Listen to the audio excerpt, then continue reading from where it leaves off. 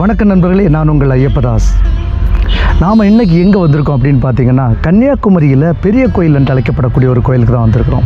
கன்னியாகுமரி மாவட்டத்தை பொறுத்த வரைக்கும் 2 கோயில்களில் தான் பிரம்மாண்டமான ராஜகோபுரங்கள் இருக்குது. ஒன்று பத்மநாபத்தில் இருக்கக்கூடிய நீலகண்டேஸ்வரர் கோயில், அப்புறம் இந்த கோயில்.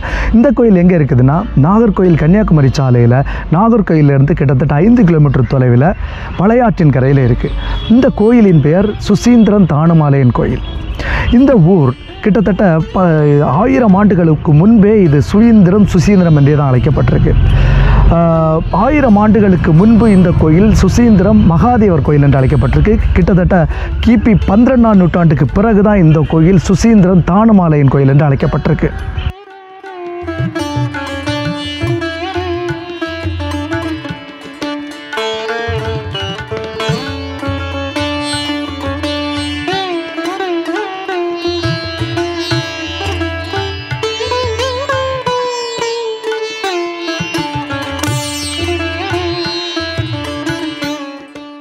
இந்த கோயிலோட கட்டட வரலாற்று சொல்லணும்னா, கிட்டத்தட்ட 1.5 லட்சம் சதுர அடி பரப்பளவில் பறந்து விரிஞ்சு கிடக்கு. இந்த கோயிலின் பழமையை சொல்லணும்னா கிட்டத்தட்ட 1500 ஆண்டுகள் வரை செல்லும். இந்த கோயிலில் இருக்கக்கூடிய பழமையான கல்வெட்டு முற்கால பாண்டிய மன்னர்களின் கல்வெட்டான மாரஞ்சடையனோட கல்வெட்டு.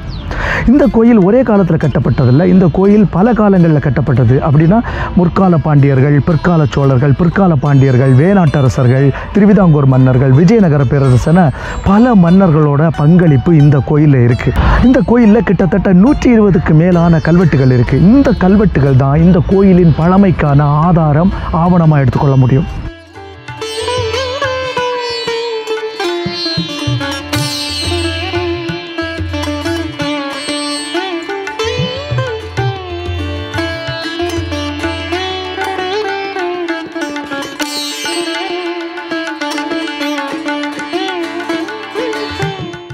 இப்போ பார்த்துட்டு இருக்கக்கூடிய இந்த அழகான தெப்பக்குளம் ஒரு காலத்தில் தாமரை குளமாக இருந்திருக்கு. கிட்டத்தட்ட கிபி 1471 வரை இந்த குளம் தாமரை குளமாக இருந்திருக்கு. கிபி 1471 வேணாட்டு அரசரான வீரமார்த்தாண்டன் இந்த குளத்தை தெப்பக்குளமாக மாற்றியிருக்கிறாரு. அதன் பின்பு இந்த குளத்தில் இருக்கக்கூடிய தெப்ப மண்டபம் 16 தூண்களாலான அழகான தெப்ப மண்டபம் திருமலை நாயக்கரின் தம்பியால் கட்டப்பட்டிருக்கு.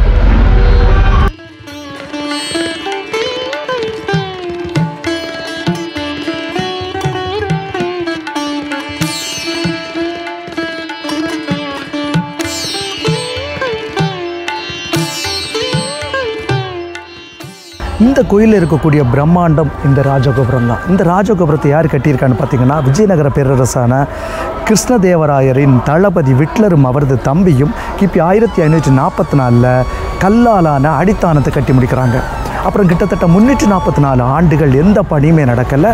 கிபி 1888 திருவிதாங்கூர் மன்னர் மூலம் திருநாள் இந்த சுதையாலான அழகான ராஜகோபுரத்தை கட்டி முடிக்கிறார். இந்த ராஜகோபுரத்தில் கிட்டத்தட்ட 7 நிலைகள் இருக்குது, 7 ஸ்துபிகளும் இருக்குது. நிறைய அடுக்கடுக்கான சுதையாலான சிற்பங்கள் ராமாயணம், மகாபாரதம், பாகவதத்தை விளக்குறது போல், புராணங்களை விளக்குறது போல் நிறைய அடுக்கடுக்கான சிற்பங்கள் இருக்குது. இந்த சிற்பங்களை பராமரிக்கிறதே ரொம்ப கஷ்டம். எப்படி கட்டியிருப்பாங்கன்னு எண்ணி பாருங்க. ரொம்ப அழகாக வடிவமைச்சிருக்காங்க. இந்த ராஜகோபுரம் இந்த கோயிலின் வேறொரு சிறப்பம்சம்னே சொல்ல முடியும்.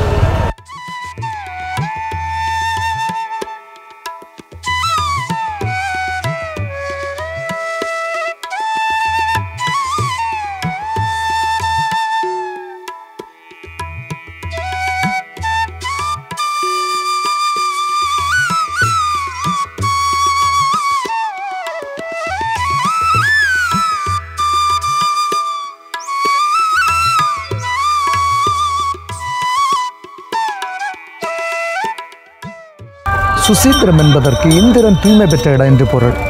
அதாவது கௌதம முனிவரிடம் சாபம் பெற்ற பின்னர் இந்திரன் இந்த தலத்துக்கு வந்து தபம் செய்து பூஜித்து சாப விமோசனம் பெற்றான் என்கிறது தலபுராணம். இப்போதும் ஐதீகம் என்னென்னா, இந்திரன் நடு இரவில் வந்து இந்த கோயிலில் பூஜை செய்கிறான் என்கிறது ஐதீகம்.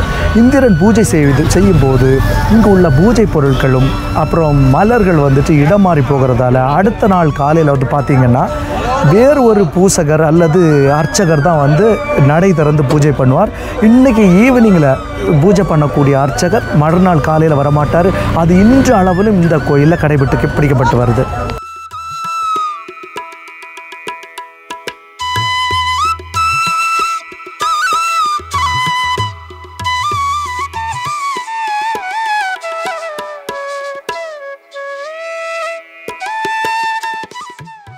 இந்த கோயிலில் மொத்தம் 4 தேர்கள் இருக்குது. எம்பெருமானுக்கு ஒரு தேர், இந்திரனுக்கு ஒரு தேர், பிள்ளையாருக்கு ஒரு தேர், அப்புறம் வந்து அம்மனுக்கு ஒரு தேர். கிட்டத்தட்ட கன்னியாகுமரி மாவட்டத்தில் 4 தேர்கள் உள்ள ஒரே கோயில் இந்த கோயிலாக தான் இருக்கும். ஒரு தேர் என்ன இருக்குது, அப்புறம் வந்து பார்த்திங்கன்னா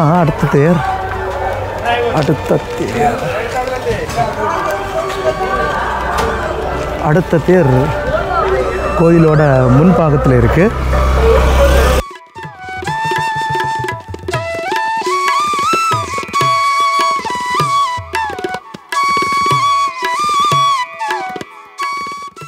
இந்த கோயிலில் ஒரு பெரிய பிரகாரம் இருக்குது, சிறிய பிரகாரம் இருக்குது, அப்புறம் சுற்று மண்டபம் இருக்குது. அது மட்டும் இல்லாமல் நாடகசாலை, ஊஞ்சல் மண்டபம், வசந்த மண்டபம், குலசேகர மண்டபம், சித்திர சபை, ஆதித்ய மண்டபம், செம்பகராமன் மண்டபம், வீரபாண்டியன் மண்டபம், உதய மார்த்தாண்ட மண்டபம், ரிஷப மண்டபம் போன்ற அற்புதமான சிற்பங்கள் நிறைந்த நிறைய மண்டபங்கள் இருக்குது.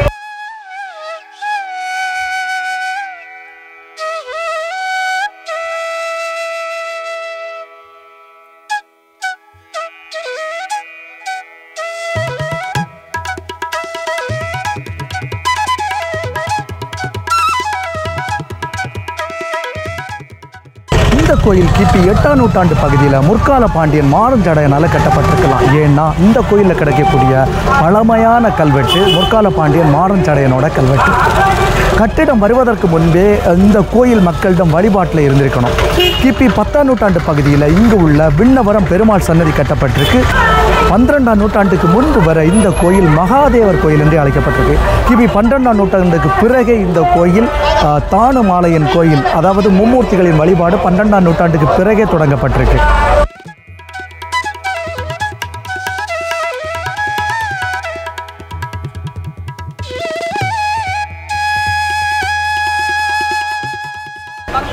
இந்த கோயிலில் இருக்கக்கூடிய சுப்பிரமணிய சாமியோட சன்னதி கிபி 1231 கட்டப்பட்டிருக்கு.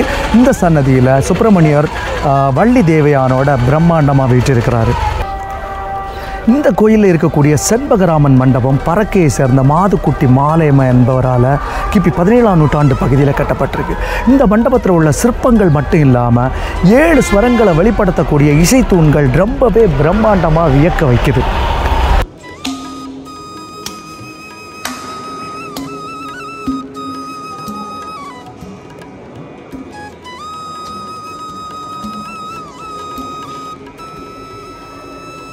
சுசீந்திரன்னு சொன்னாலே நம்ம மனசில் ஞாபகம் வர்றது பிரம்மாண்டமான ஆஞ்சநேயரோட சிற்பம். இந்த ஆஞ்சநேயரோட சிற்பம் 16 அடி உயரம் உள்ளது. இது ஆசியாவிலேயே 2வது உயரமான சிற்பமாக கருதப்படுது. இந்த சிற்பம் புனரமைப்பு பணி செய்யும் போது 18ஆம் நூற்றாண்டு பகுதியில் இந்த கோயில் வளாகத்துக்குள்ளே கண்டெடுக்கப்படுது. அது வெகு காலமாக பிரதிஷ்டை செய்யாமல் அப்படியே வைக்கப்பட்டிருந்து. கிபி 1930 தான் இந்த ஆஞ்சநேயரோட சிற்பம் இங்கே பிரதிஷ்டை செய்யப்பட்டு வழிபாட்டுக்கு கொண்டு வரப்பட்டிருக்கு.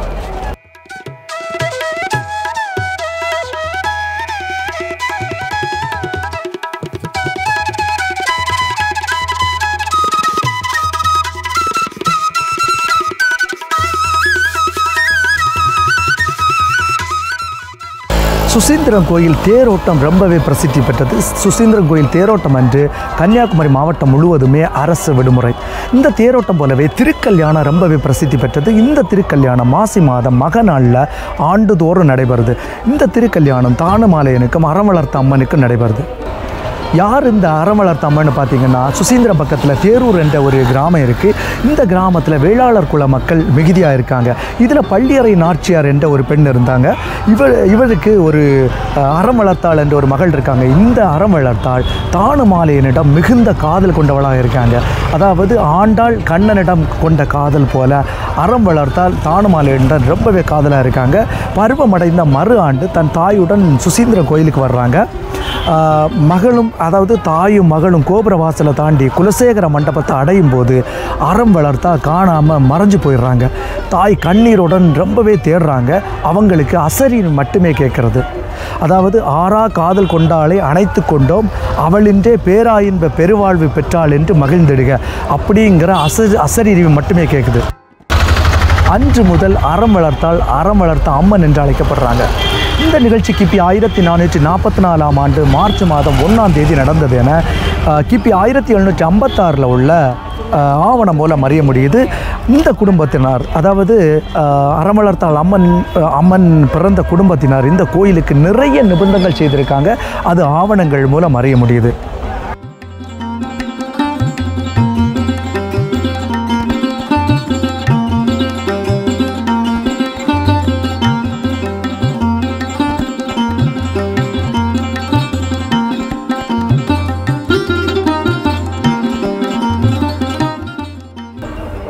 இந்த கோயிலில் இருக்கக்கூடிய வேறு சிறப்பம்சங்கள்னு பார்த்திங்கன்னா, வெண்சங்கை கொண்டு அரைத்து செய்யப்பட்ட பிரம்மாண்டமான நந்தியோட சிற்பம் ரொம்பவே பிரம்மாண்டமாக இருக்குது. அப்புறம் ஒரே கல்லால் கூரையில் செய்யப்பட்ட நவகிரகங்களோட சிற்பமும் ரொம்ப பார்க்குறதுக்கு பிரம்மாண்டமாக இருக்குது.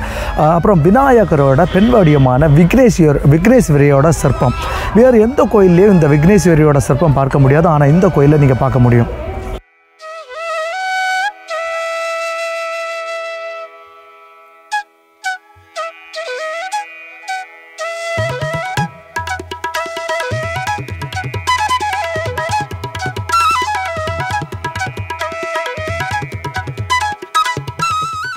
இந்த கோயிலில் மூலவர் மகாதேவர் லிங்க வடிவில் ஆவுடை மேலே வெற்றிருக்கிறாரு.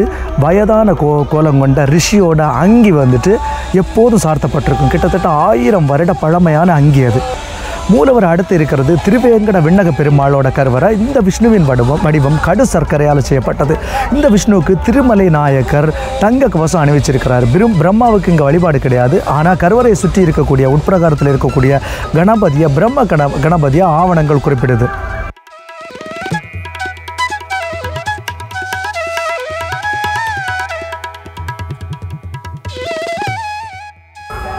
மிகவும் பழமையான பிரம்மாண்டமான கோயில், எல்லோரும் கண்டிப்பாக பார்க்க வேண்டிய கோயில். இந்த காணொலியை உங்கள் நண்பர்களுக்கும் பகிருங்க. இதே போன்ற காணொலியை காண இந்த சேனலை சப்ஸ்கிரைப் பண்ணுங்கள். மீண்டும் இதே போன்று வேறொரு காணொலியோடு உங்களை சந்திக்கிறேன். நன்றி.